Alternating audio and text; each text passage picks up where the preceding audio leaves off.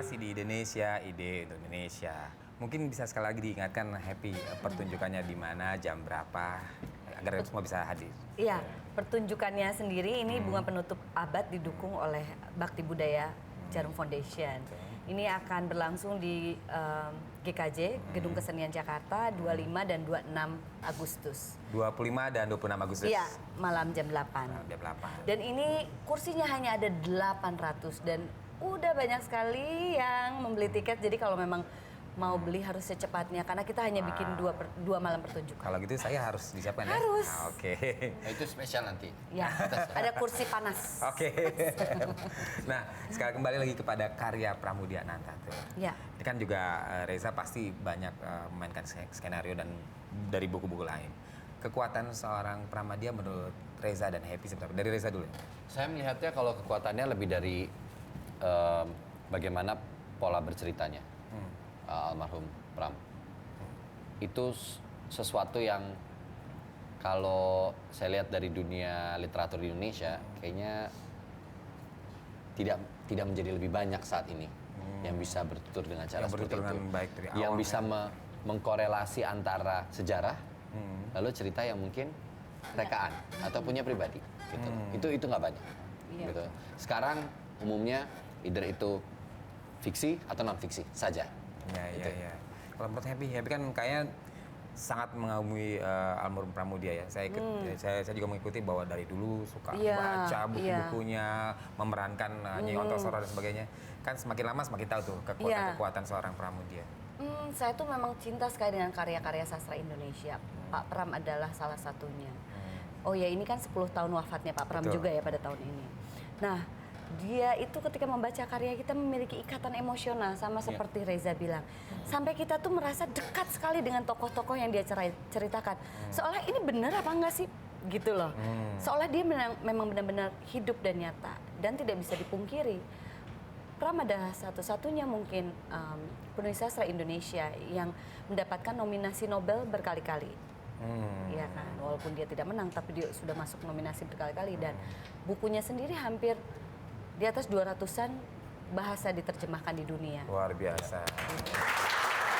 Bahasa ya. Iya, jadi kayak di beberapa universitas, salah satunya di Perancis misalnya, baca wajibnya ketika untuk mengetahui modernisasi lahir itu adalah karya Pak Pram. Nah, sebagai anak bangsa kan sayang kalau kita tidak mendalami dan nggak membaca dan nggak tahu hebat apa sih karya dan sepenting apa untuk dijadikan apa ya panduan untuk kita gitu. Ya.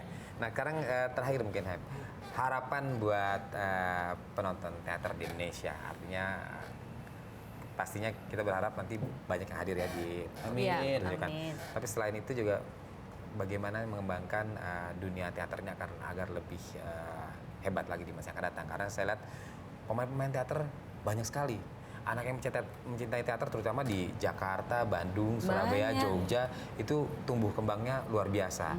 Tetapi kalau secara industri nampaknya belum. Kira-kira Happy punya pandangan soal ini? Ya pasti tentu dukungan juga dari pemerintah itu juga paling utama karena ada sistem pajak, ada sistem juga tempat yang memang harus memadai gitu dan lain-lainnya lah gitu. Dan yang pasti adalah semakin banyak kita melakukan, aku rasa industri itu pelan-pelan akan hidup gitu. Tapi ya bagaimana caranya untuk menghidupkan dan orang tidak kapok untuk bikin pertunjukan gimana? Ya kuncinya adalah apa ya? Kuncinya adalah ya bikin terus, berkarya terus nggak ada habisnya. Karena aku percaya banyak sekali kayak teater mandiri ya, populer, terus ya banyak lagi lah gitu ya, kelompok-kelompok teater yang berpuluh-puluh tahun masih tetap hidup aktif.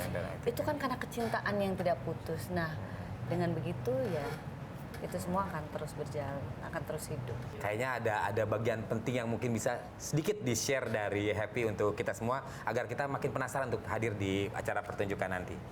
Yang pasti banyak apa ya kayak kata-kata mutiara yang penting ya dari karyanya Pram. Ada satu yang saya ingat banget ketika adegannya Ontosoroh dengan Mingke. Waktu itu ketika Mingke, oh ternyata kok anak bupati bekerja gitu. Iya. Terus Ontosoroh bilang, nak Nyo, berbahagialah orang yang makan dari keringatnya sendiri dan maju karena pengalamannya sendiri.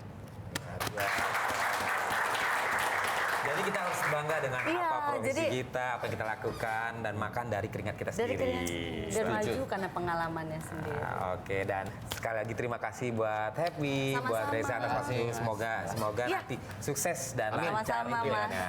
Dan pemirsa, dengan demikian berakhirlah Indonesia kali ini. Saya Yofi Widianto undur diri. Cinta budaya, cinta Indonesia.